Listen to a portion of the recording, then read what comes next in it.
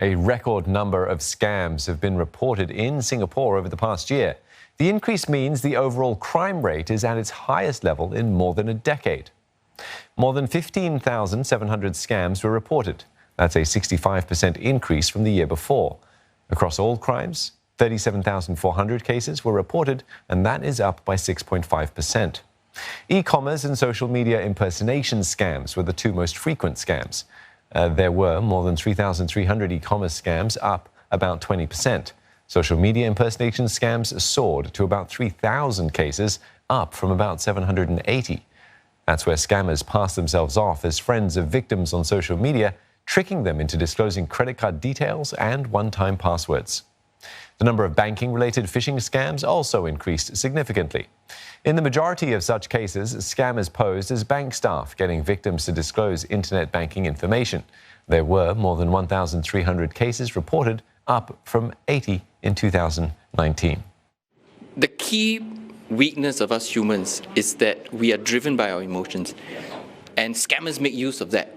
They use our fear, our lust, and our greed to make us do things which we would not do if we had just calmed ourselves down. We need all our friends, need ourselves to actually cool ourselves down, calm ourselves down, and to think, really, is that deal really too good to be true? And if it is, it's most probably not true.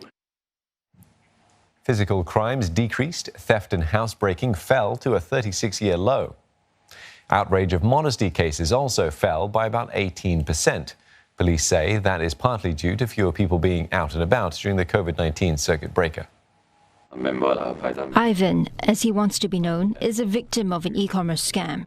He'd wanted a good deal for a staycation at Marina Bay Sands, so he and his girlfriend went on Carousel. We saw this person with a very good review. There were many positive comments and feedback on the page. So we thought that this guy was trustworthy. So once we went to book a room, and then we decided that why not book a few more rooms for our family and our friends as well. We booked a total of 9 nights, including all the deposits and everything. It amounted to $29,000.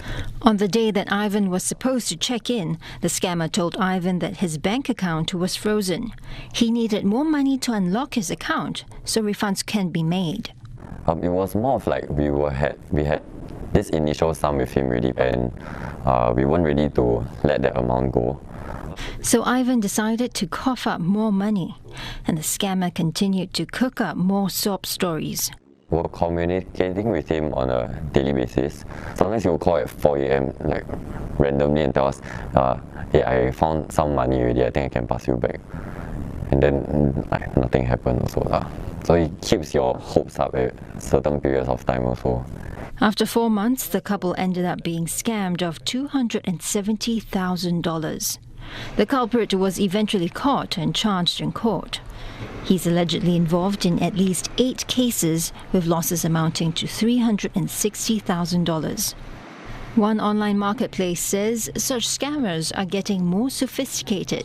Lazada has put in a series of measures and algorithms to be able to compete against these kind of scammers. And if we have good basis and rich data to understand what is the normal behavior, what is the suspected behavior.